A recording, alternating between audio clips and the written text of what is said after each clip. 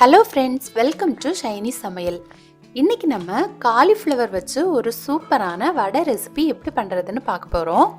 இது டீ கூட சாப்பிட்றதுக்கு ரொம்ப டேஸ்ட்டாக இருக்கும். அது மட்டும் இல்லைங்க, வெரைட்டி ரைஸ் கூட எல்லாம் சாப்பிட்றதுக்கு ரொம்ப டேஸ்ட்டாக இருக்கும். இதை ரொம்ப சுலபமாகவும் பண்ணிடலாம். இதை இப்போ எப்படி பண்ணுறதுன்னு பார்க்கலாம். வீடியோக்குள்ளே போக முன்னாடி நம்ம சேனலை இது வரைக்கும் சப்ஸ்கிரைப் பண்ணி சப்போர்ட் பண்ண எல்லாருக்கும் நன்றி. சப்ஸ்கிரைப் பண்ணாதவங்க மறக்காமல் சப்ஸ்கிரைப் பண்ணிக்கோங்க. காலிஃப்ளவர் வடை பண்ணுறதுக்காக நான் ஒரு காலிஃப்ளவர் இந்த மாதிரி எடுத்திருக்கேன். இதை முதல்ல பெரிய பெரிய துண்டுகளாக கட் பண்ணி வச்சுக்கோங்க. அடுத்து ஒரு பாத்திரத்தில் கொஞ்சம் தண்ணி எடுத்து அதில் கொஞ்சம் மஞ்சள் தூளும் கொஞ்சம் உப்பு சேர்த்துக்கோங்க. தண்ணி கொதிச்சதுக்கப்புறமா நம்ம கட் பண்ணி வச்சுருக்க காலிஃப்ளவரை அதில் சேர்த்துக்கலாம். அப்போது காலிஃப்ளவரில் இருக்க சின்ன சின்ன புழுக்கள் எல்லாம் போயிடும். இதை ஒரு 2 நிமிஷம் நல்லா கொதிக்க வச்சு எடுத்துக்கோங்க. அடுத்து நம்ம இதை வடிகட்டி எடுத்துக்கலாம். அடுத்து இந்த மாதிரி ஒரு கிரேட்டர் எடுத்துக்கணும். அதில் இந்த காலிஃப்ளவரை ரொம்ப பொடி பொடியாக நம்ம துருவி வச்சுக்கணும்.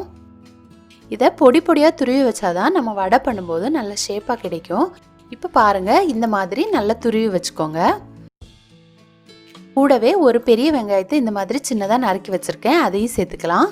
கூடவே 3 டேபிள் ஸ்பூன் நறுக்கிய கொத்தமல்லி தழை, 1 டேபிள் ஸ்பூன் நறுக்கிய கருவேப்பிலை, ஒரு பச்சை மிளகாய் இந்த மாதிரி சின்னதாக நறுக்கி சேர்த்துக்கலாம். கூடவே 1/2 டேபிள் ஸ்பூன் இஞ்சி பூண்டு விழுது, 1/4 டீஸ்பூன் மஞ்சள் தூள், 1 டீஸ்பூன் மிளகாய் தூள், 1/2 டீஸ்பூன் நல்ல மிளகுத்தூள், 1/2 டீஸ்பூன் ஜீரகத்தூள், 1/4 டீஸ்பூன் பெருங்காயத்தூள், தேவையான அளவு உப்பு. வடை ஷேப்பில் கிடைக்கிறதுக்காக மாவு சேர்த்துக்கலாம். அதுக்காக 1 கப் கடலை மாவு சேர்த்துக்கணும். கூடவே 1/4 கப் அரிசி மாவும் சேர்த்துக்கலாம். அப்போ தான் வடை நமக்கு கிறிஸ்பியாக கிடைக்கும். இப்போது இதெல்லாம் சேர்த்து நல்லா மிக்ஸ் பண்ணிக்கணும். இதில் நம்ம தண்ணி எதுவுமே சேர்க்க தேவையில்லை. இந்த காலிஃப்ளவரில் இருக்க ஈரப்பதத்துலேயே இந்த மாவெல்லாம் நல்லா மிக்ஸ் ஆகிடும்.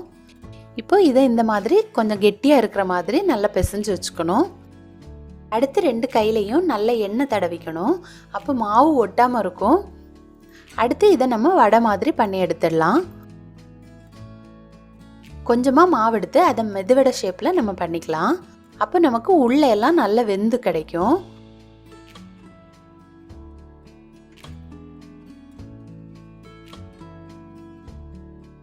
இதே மாதிரி சின்ன சின்ன வெடிப்புகள் இல்லாத மாதிரி வடை ஷேப்பில் பண்ணி வச்சுக்கலாம்.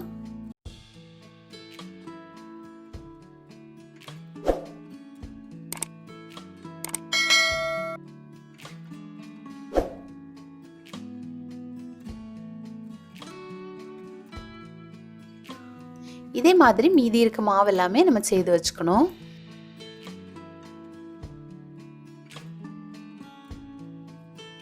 இப்போ நான் வடையெல்லாம் செய்து எடுத்துட்டேன்.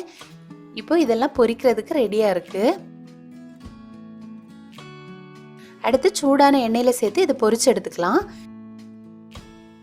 எண்ணெய் ஹை ஃப்ளேமில் இருக்கக்கூடாது. அப்புறம் மேலே மட்டும்தான் வேகும், உள்ளே வேகாமல் இருக்கும். அதனால மீடியம் ஃப்ளேமில் வச்சு வேக வச்சு எடுத்துக்கோங்க.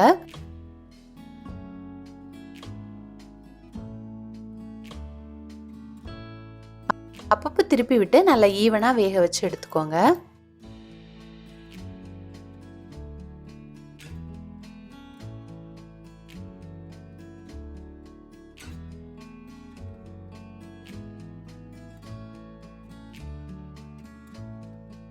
இப்போ பாருங்க, இது நல்லா ரெடி ஆகியாச்சு. இதை எடுத்து வச்சிடலாம்.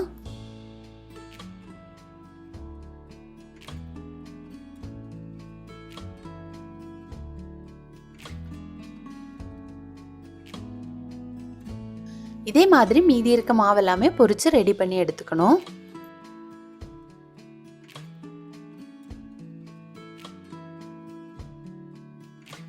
இப்போ பாருங்க, நமக்கு ரொம்ப டேஸ்டான கிறிஸ்பியான காலிஃப்ளவர் வடை ரெடி ஆகியாச்சு. நார்மலாக நம்ம காலிஃப்ளவரில் ஃப்ரை பண்ணி சாப்பிடுவோம். இது கொஞ்சம் வித்தியாசமாக வடையாக செய்து சாப்பிடலாம்.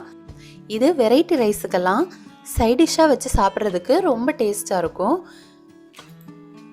ஈவினிங் ஸ்நாக்ஸாக டீ கூட வச்சு சாப்பிட்றதுக்கும் ரொம்ப நல்லாயிருக்கும். நீங்கள் ட்ரை பண்ணி பாருங்கள். ட்ரை பண்ணி பார்த்துட்டு எப்படி வந்துச்சுன்னு உங்களோட கமெண்ட்ஸை சொல்லுங்கள். இந்த வீடியோ உங்களுக்கு பிடிச்சிருந்ததுன்னா ஷைனி சமையலை மறக்காமல் சப்ஸ்கிரைப் பண்ணிக்கோங்க. தேங்க்யூ.